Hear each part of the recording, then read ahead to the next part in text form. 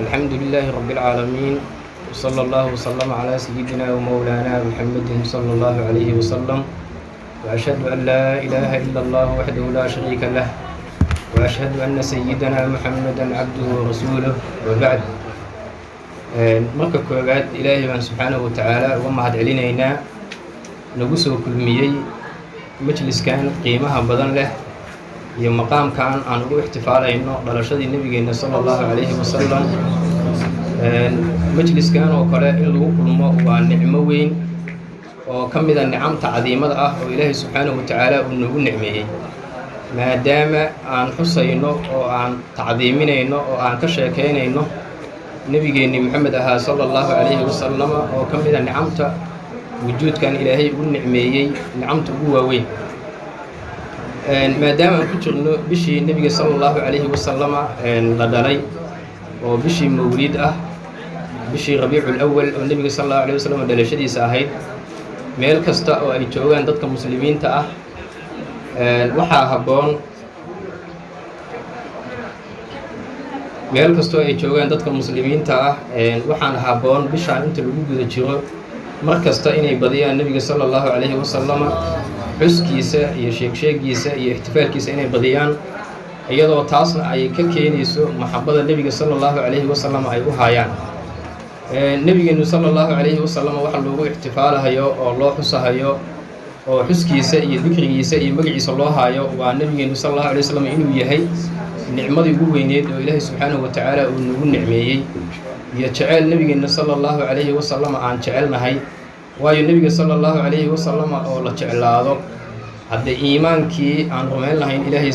subxaanahu watacaala iyo nebigiisa iyo diintii ayaa waxay ku taagan tahay nebiga sala allahu calayhi wasalama jeceylkiisa,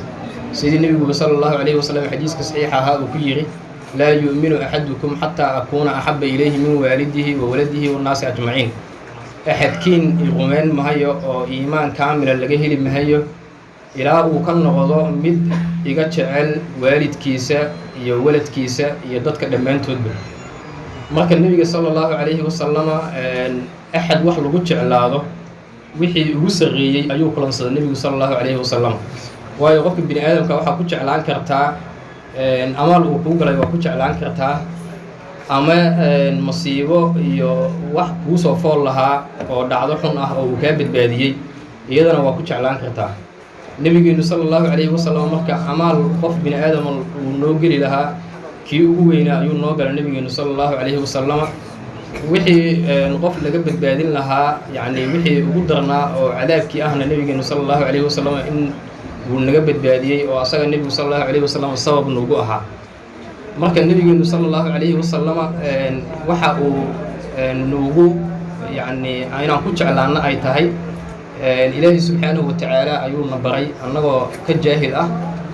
oo ummaddii oo mugdi iyo dulumaad iyo kufri ku jirta ayaa ilaahay usoo diray nebigeenna sala allahu calayhi wasalama. markaasuu nebigu sala allahu calayhi wasalam ummaddii wuxuu ka saaray kufrigii iyo dulumaadkii iyo mugdigii ay ku jireen, wuxuuna u saaray nebigu sala allahu calayhi wasalam iimaan iyo nuur ayuu u saaray. sidoo kale ummadda wuxuu ka badbaadiyey nebigu sal lla alay slam kufrigii iyo gaalnimadii dariiqa iyo sababka u ahaa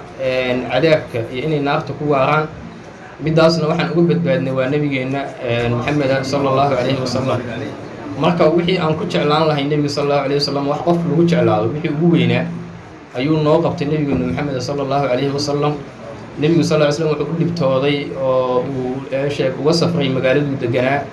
oo u haajiray oo jihaad u galay oo iligiisa nebiga sal ly slm lagu jabshay oo lagu dhaawacay. waa sidii nebigu sala allahu calayhi wasalam annagu noo badbaadin lahaa. waxa iimaankan aan ku helnay oo ilaahay subxaanahu watacaala inaan baranno sababta noogu ahaa oo diinkan quruxda badan iyo hidaayadan aan ku helnana waa nebigeenna maxameda sala allahu calayhi wasalama, iyo dadaalkii uu u galay nebigeennu sala allahu calayhi wasalam si risaaladii ilaahay uu soo dhiibay uu u gaarsiin lahaa caalamka dhammaantiis uu u gaarsiin lahaa. marka nebigeennu sala allahu calayhi wasalama waxa ugu weyn oo ilaahay subxaanahu watacaala uu u soo dhiibay waa in ilaahay subxaanahu watacaala uuna baro. oo nebigeennu sal allahu alayh wasalam ilahay baa wuxuu yihi qur-aanka asagoo ilaahay subxaanahu watacaala qur-aankiisa nala khidaabahaya ilahay wuxuu yihi allahu aladii khalaqa sabca samaawaati wa min alardi midlahunna yatanazalu اlamru baynahun litaclamuu ana allaha calaa kulli shayin qadiirun wa ana allaha qad axaada bikulli shayin cilman. ilaahay waa allaha uumay toddobada samo iyo ardooyin intoo kale ah. amarka ilaahay ayaa kusoo dhex deganahaya samaawaadkaas iyo ardooyinkaas oo qadartii laga wado. ilaahay wuxuu u uumay toddobadaas samo iyo ardadaas la midka. ilaahay wuxuu u uumay xikmadda ku jirtaa waxay tahay oo ka ratimaysa litaclamuu ana allaha calaa kulli shayin qadiirun, in aad ogaataan ilaahay shay kasta inuu awoodo. wa ana allaha qad axaada bikulli shayin cilma, ilaahayna shay kasta inuu cilmi ku koobay. ilaahay marka subxaanahu watacaala waxa koonkan uu u uumay oo samaawaadkan iyo ardadan uu u uumay waxa weeye xikmadda ku jirtaa waxay tahay ilaahay subxaanahu watacaala inuuna iskaaya baro. oo ilaahay wuxuu u uumay waxa uu leeyahay xikmadda ku jirta inaan uumo samaawaadka iyo ardadii waxa waaye inaad ogaataan qudro taama inaan leeyahay oo shay kastoo mumkina ku tacalluqda, iyo cilmi caam ah oo taam ah inaan leeyahay inaad ogaataan waayuu leeyahay ilaahay. marka ilaahay subxaanahu watacaala inaan baranno oo qur-aankaas munasalkaa uu noo soo degto waxaa sabab u ahaa nebigeenna maxamed ayaa sabab u ahaa calayhi salaatu wasalaam. nicmo kastoo na soo gaartana nebigeenna ayaa ii sheeg nagu sabab ahaa. nicmo na soo gaartana waxa ugu weyn hadda waa ilaahay macrifadiisa iyo iimaanka weyn. marka nebigeennu sala allahu calayhi wasalama waxyaalaha aan uga shukrin karno oo aan uga mahad celin karno oo nebigeenna sala allahu alay wasalam aan ku farxad gelin karno waa in risaaladii iyo waxyigii uuna soo gaarsiiyey nebigeennu sala allahu calayhi wasalama inaan nooleenno oo aan u istaagno oo dacwadii nebigeennu sal ly slam uu u taagnaa oo u dhibtooday uu u haajiray, annaguna aan dacwadaas sidaan dadka ku gaarsiin lahayn inaan waddadeedii aan qaadno. nebigeennu sala allahu calayhi wasalam wuxuu u dhimanahayey oo u dadaalahayay waxay ahayd dadka inuu ilaahay baro oo caqiidada uu ka saxo dadkii loo soo diray. nebigeennu sal allahu alayh wasalam dhammaan makhluuqaadka dhammaantood ayaa nebigeenna loo soo diray. waad fahmaysaa nebigu sal allahu alayh wasalam asagoo axkaamta aan ka hadlin inuu muddo casharaat siniin ah caqiidada nebigu sal allahu alay wasalam dadka uu barahayay.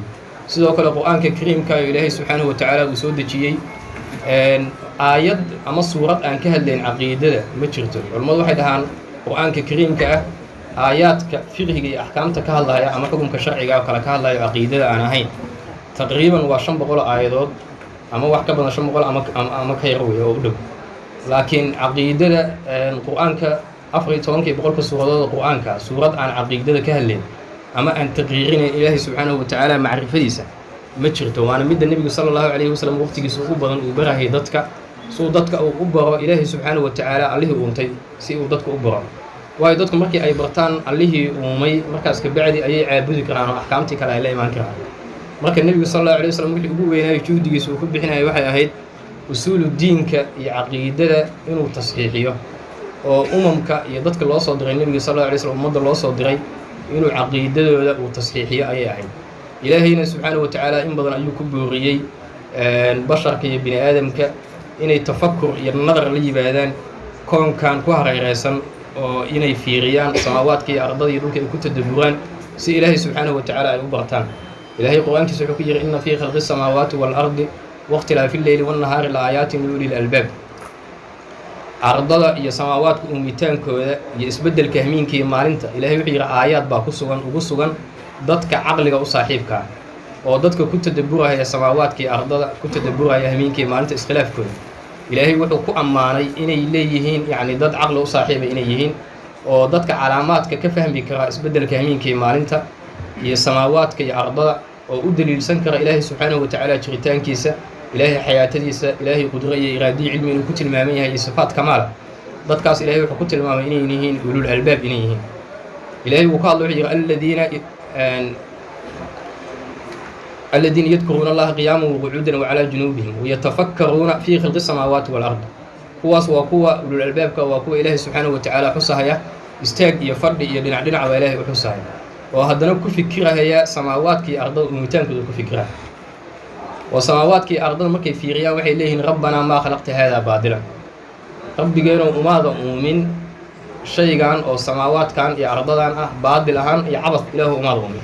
subxaanak nastahnaantaada ilaahu waa ka nastahan tahay samaawaadkan iyo ardadan inaa u uuntay si baadil ah oo cabad ah oo xikmad aysan ku jirin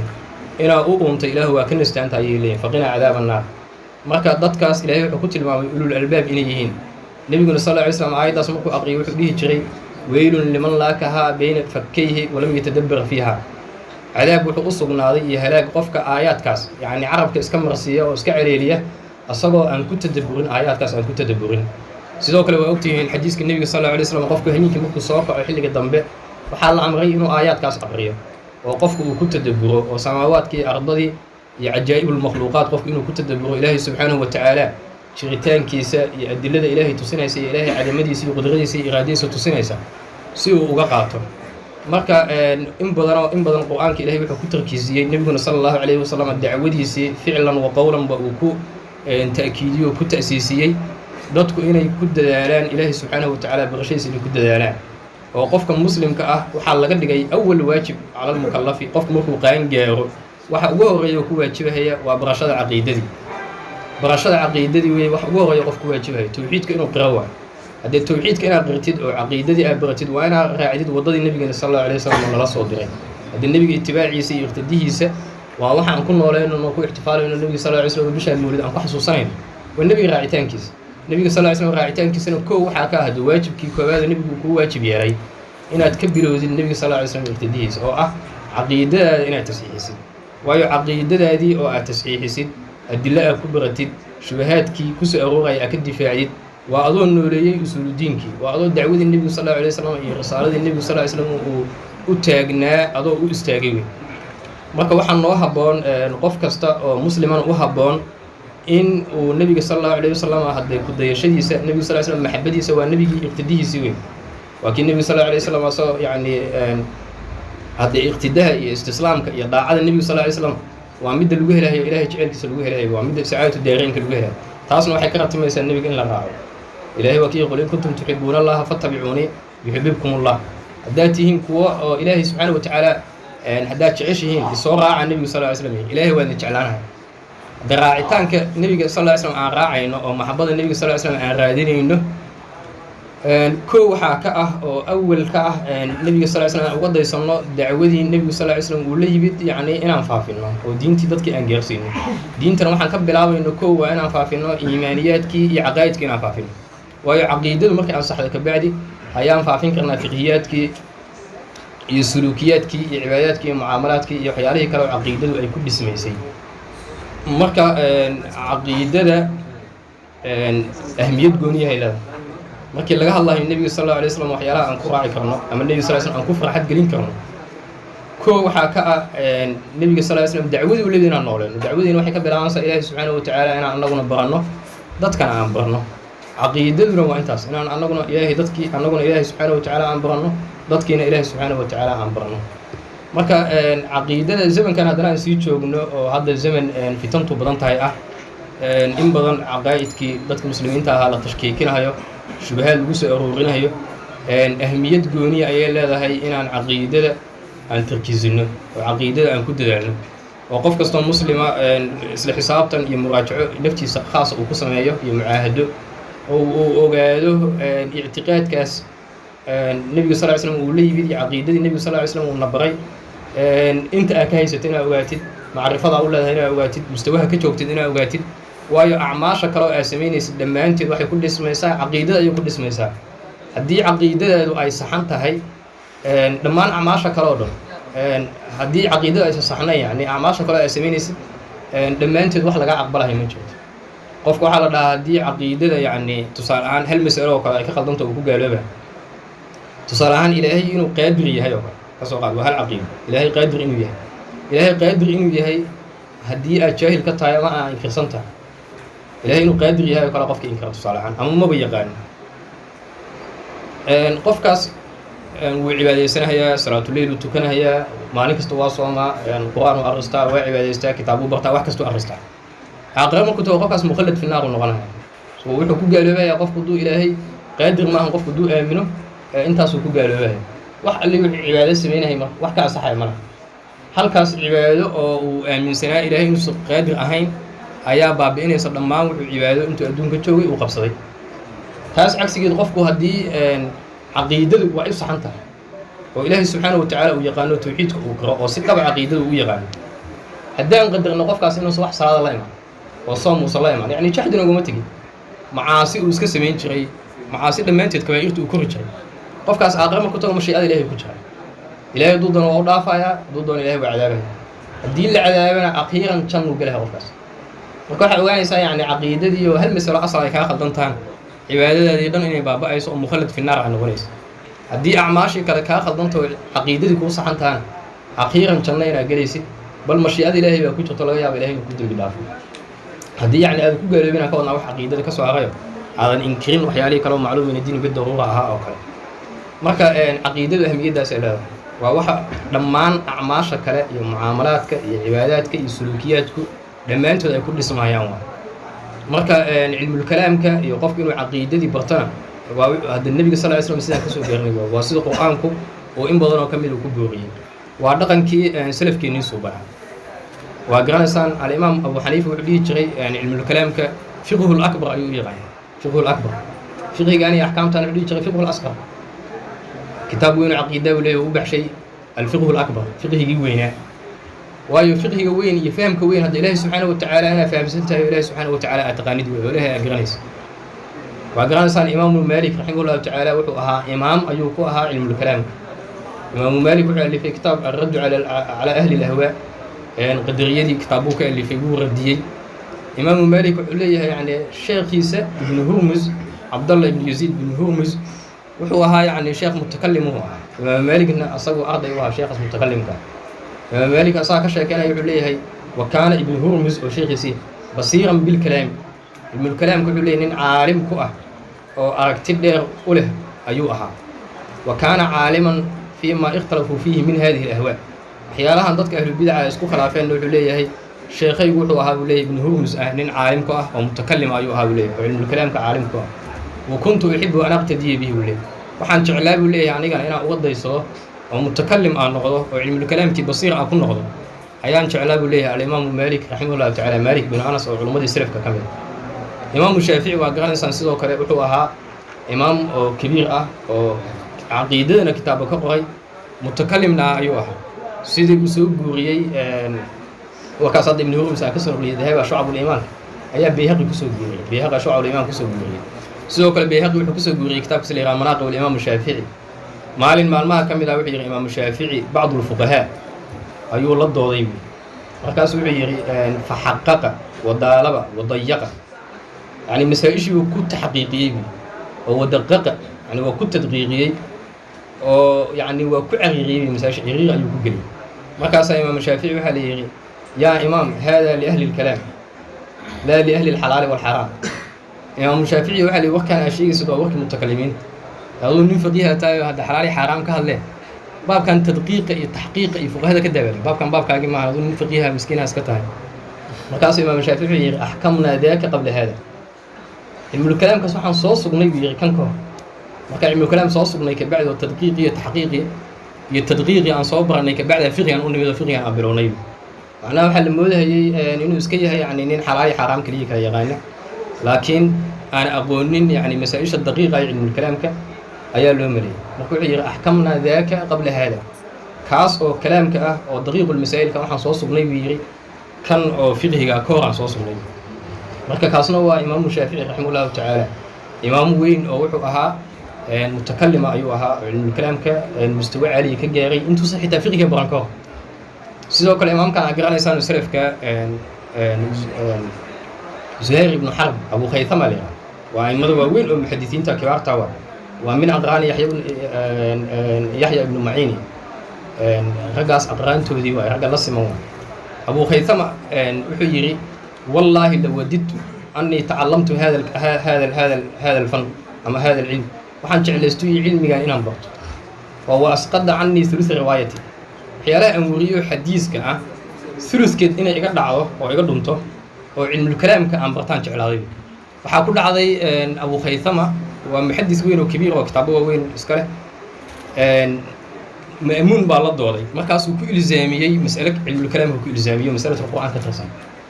markaasaa waxay u yimid ninkaan la yihahdo alxusein albajali alxusein albajali wuxuu leeyahy markuu asagoo ma'muun ka soo laabtay uu u yimid abu khaythama asagoo yacni murugeysan oo in lagu ilzaamiyey xujadii ka murugeysan buu ii yimid buu yidhi marka uu xujadii garan waayay markaasaan baray buu yidhi jawaabtii baan u sheegay markaan jawaabta u sheegaan waxaan iri buu yidhi cabdulcasiis alkinaani almaki waa nin weyn oo mutakalima ardada imaam shaaficina wuxuu ahaa baan iri buu yidhi nin yaqaana cilmulkalaam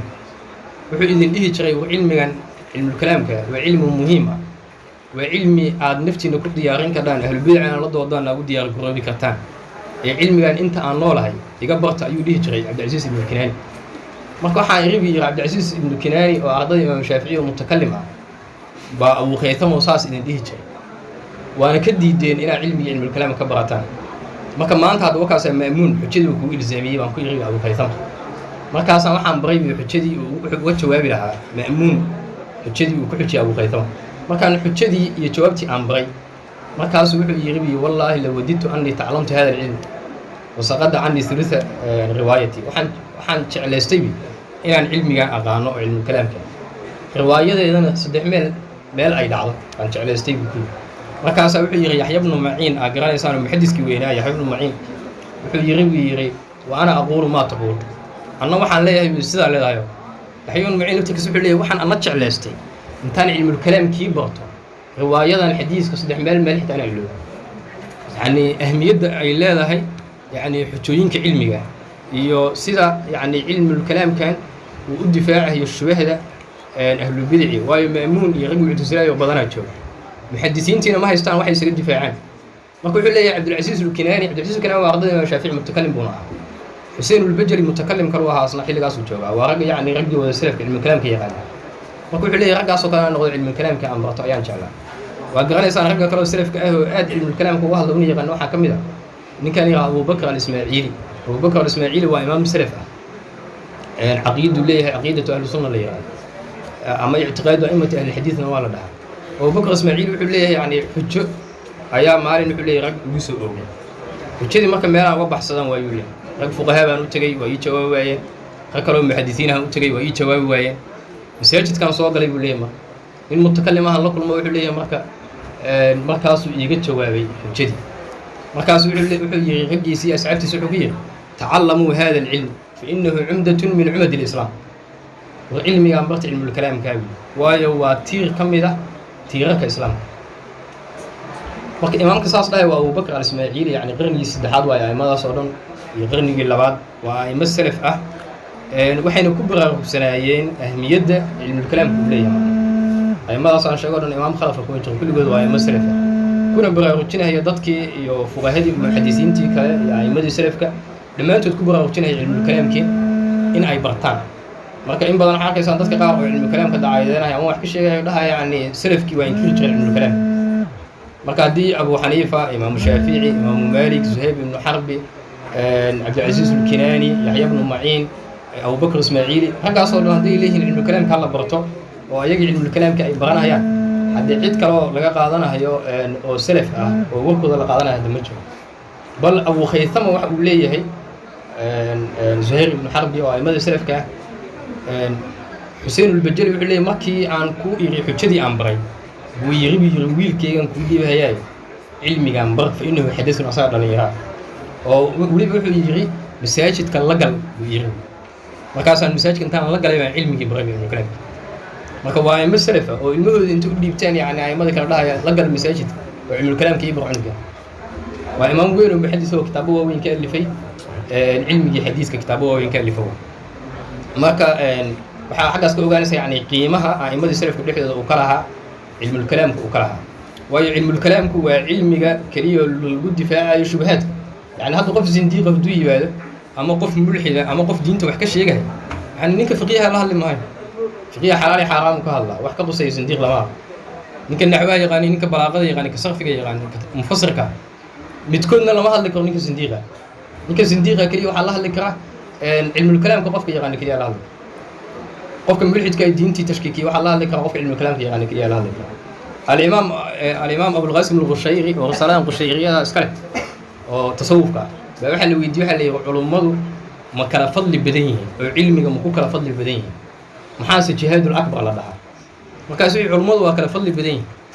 ويوقف وحي الشبهة سوق جليس شبهة إسكون دفاعكم شبهة عقيدة إسك جليس شبهة دي عقيدة إسك قشر إيمانك قوي يا إلهي معرفة سا خلق الكجلة قفنا وحي لما المسلمين تيجي نفتي سكداف لما المسلمين تدمن تو شبهات كدفاعية تنفتي سيدا ما كوي ذاك هو الجهاد الأكبر كاسة جهاد أكبر لها والجهاد كان قرية حبض اللي قادنا يضد معي أنا بقول قف لو كنا وقف بالدفاع يسا لكن علم الكلام كأما عقائد كوحة كنت دفاعيسا معناها جيلال ملايين قفا كنت دفاعيسا ومضي دانا أيا كنت دفاعيسا وكل الجهاد الأكبر وحا ليغادا نقفك علم الكلام كبرانا هي ورسالة النبي محمد صلى الله عليه وسلم اللي رسول ديبي شبهاتك يا شكوكدا يا وحيالها تدليساتك أي تلبيساتك أي دادك أهل البدع ما قال هذا كوسا أوروغين هي قفك كالدفاع هي كاسا وحو كجرا وحن كاسا وحو يهي قفك كجرا جهاد الأكبر sidaas darteed a'imadana waaweyn sida imaam Fakhruddin Raazi oo kale ilaa maantay shubha kasta oo malaaxidadu ay soo ururiyaan ama almaaniyada ama dadka gaalada ah ee bid'a kutubtiisa loo laabanaya tusaalahan imaam Fakhruddin Raazi markaas laga soo baxaya jawaabti idan imaam Fakhruddin Raazi asagoo dhintay oo mootan yani 800 sano ka badan ayuu maanta wuxuu difaacayaa diinta islaamka ayuu difaacayaa oo shubhadii hadda la soo fikiro la soo abaabulay إمام فخردين رئيس الإنتاج كجواه معنا وكتبه سيا لقى سو عقلها مركا كاسا وحي هي جهاد أعظم كاسا جهاد أكبر كاسا قفك نحل جي على إمام فخردين رئيس النولا نكى نقول كجهاد يجري أما حبط كجهاد يجري وادن تاب عندهم بالدفاع منه لكن أصلا وحي وقوي وتشتي وكل دفاع دين الإسلام هيا إلى ما أنت باقية وأنا مدة نلكره أنا قدر إن دين الإسلام كا عن كل دفاع نحجوين كاس يعني waxyaalaha hadda ahlul bid'a ha noqdeen gaalada ha noqdeen dadka malaaxidada almaaniyiinta oo diinta tashkiikinaya wax u fududeynaya inay diintii tashkiikiyaan oo dadkii qayb badan ay bid'a noqdaan bid'adaas magac doonta yeelato ama ay gaalo noqdaan oo almaaniyadii ilhaadkii iyo waxyaalahaas kale ay ku biiraan waxa waaye qofkii khaalul wifaad inuu yahay yani markii hore qofku inuu asagii uu aqoon u lahayn aqeedadiisa adiga hadda markii hore aqeedadaada aqoon u lahayn أما مركي اعتقاد صدحي آمنسني أما وحياة خرافات آمنسني أما وحياة أسكان مقصود تقليد كل سنكرية آمنسني وح وجوه رجال لغوش يجوا باكوشك جرين كرادي تاسع وحكي كير سمك قف بدعي هدو كل الدولة أما قف قالوا كل الدولة إنا أتشبتد معنا أما أي فضلاته إنا ويران قلبي جدي أشوفها كبيرة مركي دينتي إنا الدفاع إسكان في أما بالشدي عقيدة التصحيح سيدي هذه عقيدة هذه waxay galaysaa ayaa qilqil galaysa macnaha yani aqeedadaadi ay hoos u dhacdo marka waxa diinkan nabiga sallallahu alayhi wasallam la soo diray iyo risaalada muhammadiyada ay ku baaqi ahaan karto oo diinta asaaskeeda xaafidkeedana waa cilmul kalaam waxa la yiraahdaa cilmul kalaamku culumta asaga ugu fadli badan waxyaalaha culumta ugu fadli badan waxa waaye asaaski asaga yani gurigaan ku hada asaasna waa leeyahay sanqaafna waa leeyahay علم الكلام كحل علوم أساس كدينا أسوأ سنقاف كدينا أسوأ دربيجي حيدان كوريك سنان وأسق يعني هذا علم الكلام لهين علم الكلام مرة اسمه علوم تحكي كل سنة علم الكلام صالحان هذا إلهي سبحانه وتعالى شريتان كيس النبي صلى الله عليه وسلم النبي صدق كيس القرآن كحق نميز هذا للصقين هذا صلاة يصوم يحج يسكي عبادة مجرس عبادة حكى الله تعالى نقانه معبود كنا نقانه معبودك ما كان نقلنا عبادة صحيحة فكيف تصح عن العبادة لما لا يعرف معبوده قف المعبود كسي أقوم سير عبادة صحيحة سيدوك عقيدة دي ما كان كل معاملات كي عقيدة كل بستي فقهيات كي سلوكيات كي معاملات كي أحكامتي كالإرادة السيرة شبهات كل جزء أبغينا هدو تعلو صلاة يكون واجب على الإرادة مجرى تكليف مجرى توحل ويرا ضد كني فور صار مدح دول كلا دغو كلا wax foolxun way aqli weydiidaya diintu waa laga ictiraad waa laga bushinahay idan hadana waxa u baahan tahay waxaad ku difaacday waxaas ku difaacayso marka diintii aad asaas uga dhigtay marka dambana xaydaankii darbiga sanqaafka uga dhigaysa hadana waa cilmul kalaam marka laxadaadka kamid cilmul kalaam ka meerant midda kale culimada cilmul kalaamka yani waa neefsiga qofku uu neefsanayo kale yani fiqiga hadda waxa laga yaabaa maraaxil badan waa ka maarmi kara أفعال كستين كستو فقه وكتعلقه لكن هذا وحياة فرض عين كفقهيات يعني الصلاة دي سكدي حجكي صومكي أعماش جار أسميريسي يعني مسافة وقت أقول حاجة لكن عقيدة اللحظة كستا البرخس كستا أو كسامرة وحد أبا أنت إلهي سبحانه وتعالى أنا وحكي أمي سنتي نبي صلى الله عليه وسلم وحكي أمي سنتي دينتي أنا وحكي أمي سنتي يعني وقفك عقل قال أو بني آدم كأ اعتقاد عن من ورانك إذا البرخس كستا اللحظة كستا أو كسامرة يسا واحد آمين يسدو قلبي هذا كنت هي قلبي هذا صوم راهي وإني سحين taasna waxaa ku sixi kartid oo aad ku waardiyeyn kartid oo aad dariiqa qaadaysid ay tahay waa cilmulkalaamki. sidoo kale cilmulkalaamku wuxuu tasxiixinayaa noloshaada, yacni qofka bini aadamka ah oo caaqilka wujuudkani koonkan markuu yimaado qof kastoo caqli leh oo iraado leh su-aaluu is weydiinaya qofka waxa iska weydiinayaa mabda'iisa iyo macaashkiisa iyo macaadkiisa su-aal ku saabsan. qofka wuxuu iska weydiinayaa xaggee ka timid, meeshaan yaa ku keenay, yani adduunkan yaa ku keenay saada, xaggee ka timid, maxaa u joogta adduunkan, xaggee u socotaa oo ku dambeyn doontaa. su-aalahaas marka kowniga ah al-as'ilatu al-kowniya waxa keliya kaaga jawaabi kara waa cilmulkalaamka kaaga jawaabi kara.